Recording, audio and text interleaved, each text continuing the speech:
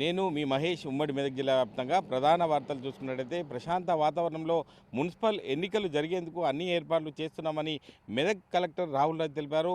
రామాయంపేట మండల కేంద్రంలోని మున్సిపల్ ఎన్నికల ఏర్పాట్లను పరిశీలించి మీడియాతో మాట్లాడుతూ జిల్లాలో 4 మున్సిపాలిటీల్లో ఇప్పటికీ డ్రాఫ్ట్ ఓటర్ లిస్టు ప్రకటించామని, త్వరలో పోలింగ్ కేంద్రాల డ్రాఫ్ట్ ఓటర్ లిస్టు విడుదల చేస్తామని తెలిపారు. జీవో నంబర్ 229 రద్దు చేయాలని చెప్పి సంగారెడ్డి మెడికల్ కాలేజ్ ముందు జూనియర్ డాక్టర్ల ఆందోళన. ఈ జీవో వల్ల వైద్యుల ప్రాధాన్యత తగ్గి బ్యూరోక్రాట్ల ప్రాధాన్యత పెరుగుతుందని ఆవేదన వ్యక్తం చేసిన జూనియర్ డాక్టర్లు సిద్దిపేట జిల్లా కేంద్రంలోని ప్రభుత్వ డిగ్రీ కళాశాల అంబేద్కర్ యూనివర్సిటీలో అగ్ని ప్రమాదం, మంటలను అదుపులోకి తీసుకొచ్చిన ఫైర్ అధికారులుగా చెప్పుకోవచ్చు.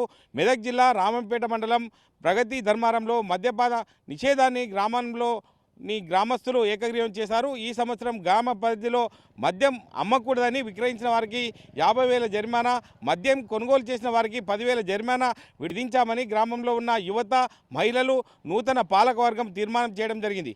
సంగారెడ్డి జిల్లా ఇస్నాపూర్ మున్సిపల్ పరిధిలో ఉన్న పరుపులు తయారు చేసే షెడ్డులో అగ్ని ప్రమాదం. షార్ట్ సర్క్యూట్ వల్ల పరుపులు తయారు చేసే వస్తువులు దూది, కొబ్బరి పీచు వంటి వస్తువులపై పడడం వల్ల ప్రమాదానికి కారణమైందని, వెంటనే ఘటనా స్థలానికి చేరుకొని మంటలు ఆర్పడంతో ఎవరికి ఎటువంటి నష్టం జరగకపోవడంతో ఊపిరి పీల్చుకున్న స్థానికులు, వ్యాపారులు. ఇది తాజా పరిస్థితి.